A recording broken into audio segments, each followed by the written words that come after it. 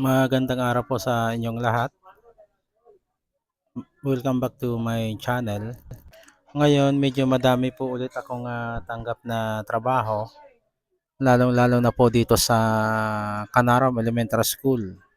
Kasi po yung ano nila dito, yung mission and vision na lettering ay paid na po, kupas na. Kaya naisipan ng kanilang school head na palitan na po ito.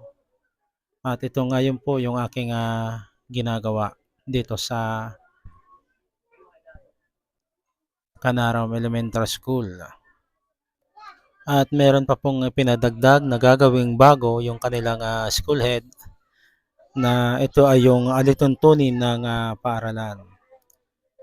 Noong mga nakaraang taon ay dalawang school yung aking niliteringan ng alituntunin ng paaralan na siya namang tama kasi bilang isang paaralan ay kailangan meron itong alituntunin na dapat sundin ng mga mag-aaral.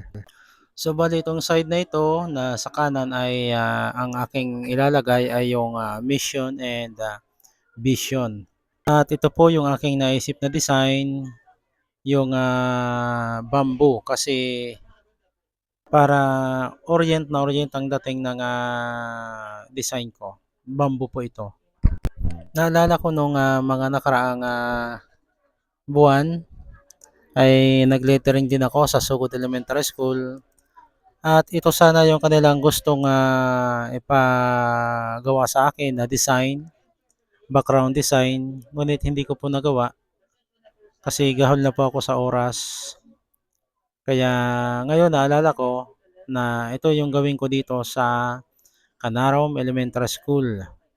At napakasimple lamang na design po nito ang aking ginagawa at hindi ako masyadong nahirapan. Ang mahirap lang dito ay yung pag-akyat baba sa bangko na aking tinutungtungan at isa pa ay yung bangko ay lumulubog yung kanyang mga paa. Gawa ng yung aking pinagtatrabahuhan ay isang wall na sa baba ay mayroong parang flower base pero hindi naman po mga halamang namumulaklak ang nakatanim kundi mga pitsay, mga gulay ang nakatanim po dito. Sabi ko nga kanina sa utility, sabi ko pasensya na at nalamog na ang iyong tanim dito. Sabi ko wala akong magagawa kasi nandito sa pinagtatrabaho ko nakatanim itong iyong mga pitsay. Noong mga nakaraang araw pa ako nagsimula na magtrabaho dito, yung aking ginawa ay nag-lettering ako ng building number at mga room number pero hindi ko pa tapos yung building number at room number. Ito muna yung aking ginawa. Tapos yung sa directory ay meron po akong pinalitang dalawang pangalan. Yung isa ay yung superintendent at yung isa naman yung kanilang LFT, yung locally funded teacher sa daycare, sa kinder. Itong Canaram Elementary School ay malayo po sa highway. Ito ay papasok sa bundok. Ang daan po dito ay pag bungad mo pa lang galing sa highway ay talagang matarik na paahon. Tapos may palusong, paahon ulit, palusong ulit, paahon ulit. Kaya medyo mahirap ang pagdadrive po dito.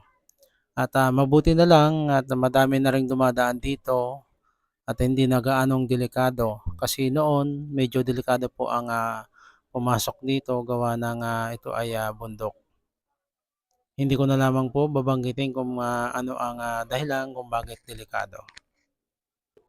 Medyo mahaba-haba po itong aking ginawang pagbibideo dito kasi buong maghapon yung trabaho ko dito sa Canaram Elementary School. Kasi nung nakarang araw, pagkatapos ko mag-lettering ng building number at room number, ay kinaumagahan masama po yung aking pakiramdam ay hindi po ako nakapagtrabaho.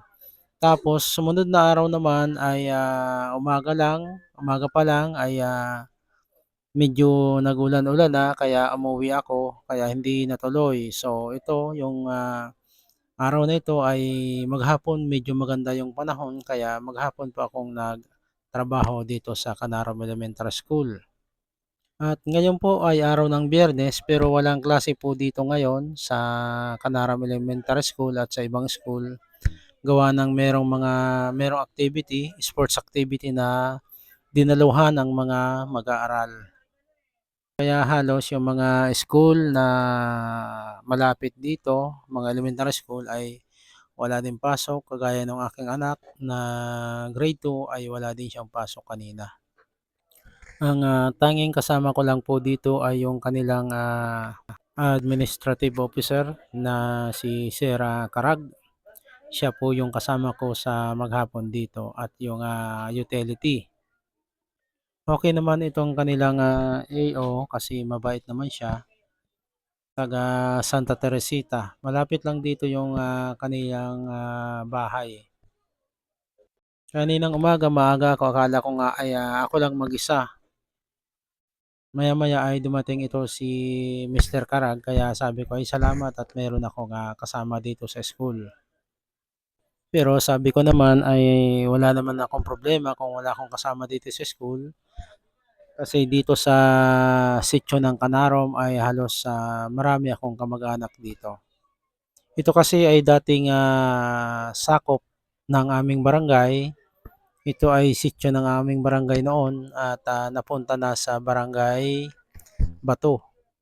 Gawa ng ito ay nakiusap ang barangay Bato na yung batante ng Canarum ay sana ay magamit nila kasi kakaunti yung kanilang botante noon. At dito sa barangay Gatbo, dahil malaking barangay po ito, ay hiningi nung nakiusap ang barangay Bato para maging botante nila yung mga taga Sitio Canarum.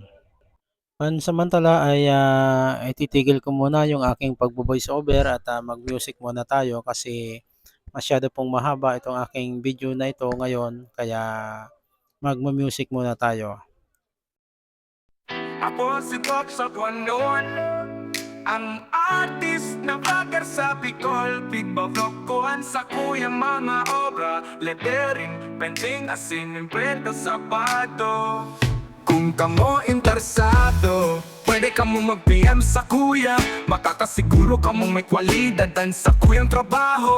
Dahil awat na ako sa profesyon na inihasa na kang panahonan sa kuyang talento.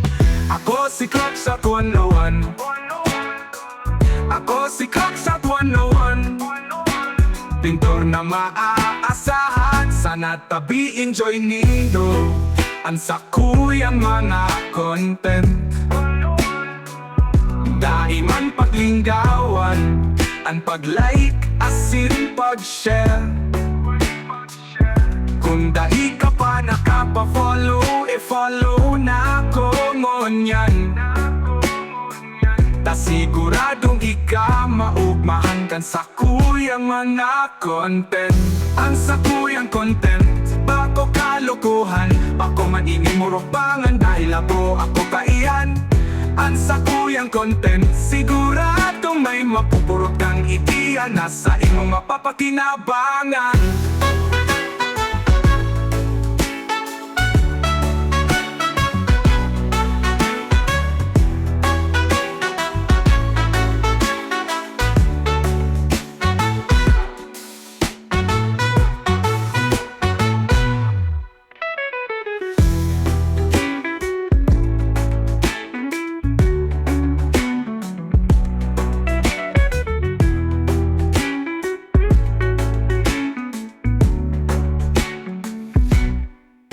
Kamo interesado, pwede kamong mag-PM sa kuya. Makakasiguro kamong may kwalidad sa kuyang trabaho. Dahil awat na ako sa profesyon na ini, hasa na kang panahonan sa kuyang talento. Ako si Crocs, ako 101. Ako si Crocs, ako 101. Pintor na maaasahan, sana tabi enjoy nindo ang ang sakuyang mga content. Daiman paglinggawan, ang pag-like asin pag-share. Kung dai ka pa nakapa-follow, follow na ako mo niyan. Ta siguradong ika maugmahan kan sa kuyang mga content. Ang sa kuyang content, bako ko kalokohan, bako man ini mo rupangan, dahil habo ko kayan. Ang sa kuyang content, siguradong may mapupurot kang ideya na sa imong mapapakinabangan. Papakinabangan, papakinabangan, papakinabangan. Ang sa kuyang content, bako kalokohan, bako man ini mo rupangan, dahil abo ko kayan. Ang sa kuyang content, siguradong may mapupurot kang ideya na sa imong mapapakinabangan.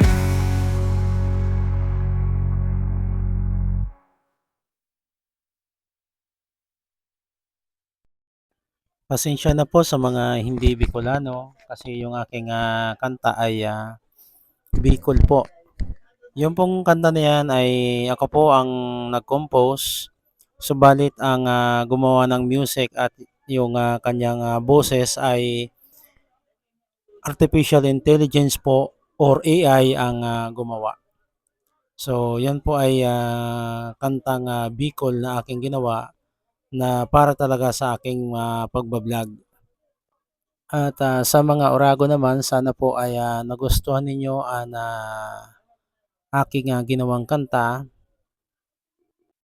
Maurag Bagaan sa Kuyang Pagkagibo. Ano? So maraming salamat po ulit sa aking mga followers. Kahit na tayo ay nasa 1.4 pa lamang ay pilit nating pilit tayong gumagawa ng paraan para mas lumaki pa yung ating followers. Huwag lamang po kakalimutan ang pag-follow, pag-like at pag-share at pag-engage na rin po. So hanggang dito na lamang po yung aking video ngayong araw at sana po ay nagustuhan ninyo ang aking video. Maraming salamat po.